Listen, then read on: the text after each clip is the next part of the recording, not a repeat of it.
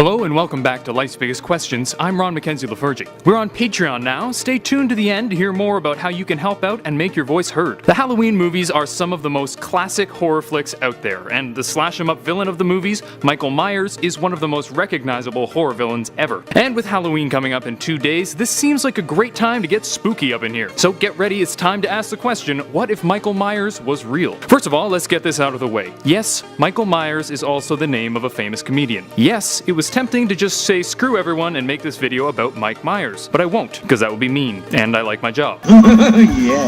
Yeah, baby! So, with no further ado, let's talk about the more murderous of the Myers boys. Sound good? Well, before we start hypothesizing, we should probably discuss the very real origins of Michael Myers, because in a way, he is real. John Carpenter, creator of the character, claims to have been inspired by an actual boy he saw in a mental institution while at college. One class trip took Carpenter to an institution in Kentucky, where he saw a boy in his early teens. This boy apparently stared at Carpenter with such evil in his eyes that it inspired the character of Michael Myers. However, little is known about this boy, and the odds are pretty slim that he went on to go on several killing sprees like the character he inspired. So, who is Michael Myers the character? Well, he's often characterized as a personification of evil. In the original story, when he was 6 years old, he murdered his sister on Halloween. 15 years later, he escaped from a sanitarium and terrorized a group of teens, killing many of them. Then he did it again, and again, and again. Now, serial killers are not exactly new to this world. While they may not be as common as shows like Criminal Minds would have us to believe,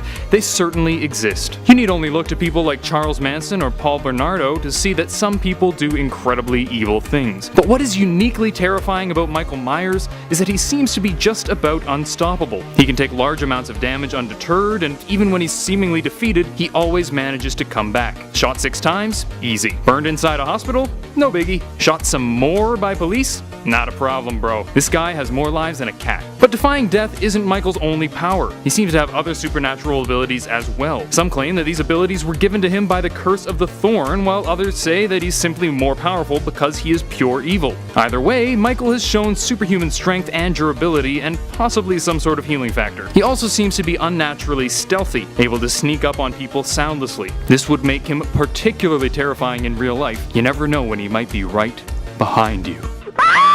However, as powerful as he is, many rightfully question whether he would be quite so effective in real life. People in movies, and more specifically, teenagers in horror movies, tend to act poorly. Whether they're splitting up in a dark house or having sex on a secluded dock, people don't exactly act in their best interests in horror films. In real life, the slow giant dude in the freaky mask carrying a kitchen knife would probably be caught pretty quickly. Most importantly, cell phones would put something of a damper on his plans. It's hard to stalk and murder a group of teens when they all have a phone on them at all times. Nothing would be more embarrassing than chasing a person and trying to kill them only to be arrested immediately and learn they were live tweeting it the whole time. Now we return to our question, what if Michael Myers was real? Well, in a way he is, since he was inspired by a real person. But that person likely does not have the same murderous resume. If the actual character existed in real life, he'd be pretty terrifying. Super strong, great at evading capture, and seemingly immune to death itself, he would be difficult to stop. At the same time, however, the fact that people in the movies tend to act like idiots, and the existence of cell phones would make it a lot more difficult for him to isolate and kill his prey. All told, I think I speak for most people when I say I'm glad he's just in the movies. Thank you for watching Life's Biggest Questions. I hope this was interesting and informative, and maybe even inspired you to look into it further on your own. If you like this video, please thumbs up and subscribe to the channel down below. While you're down there, let me know who you would want at your side if you were being hunted by Michael Myers. Also, as mentioned earlier, we have a Patreon now. So if you'd like to help out the channel and have exclusive access to a number of special perks, check out the link in the description. Until next time, I'm Ron Mackenzie Lafergie with Life's Biggest Questions, wishing you the best of luck on your quest for answers.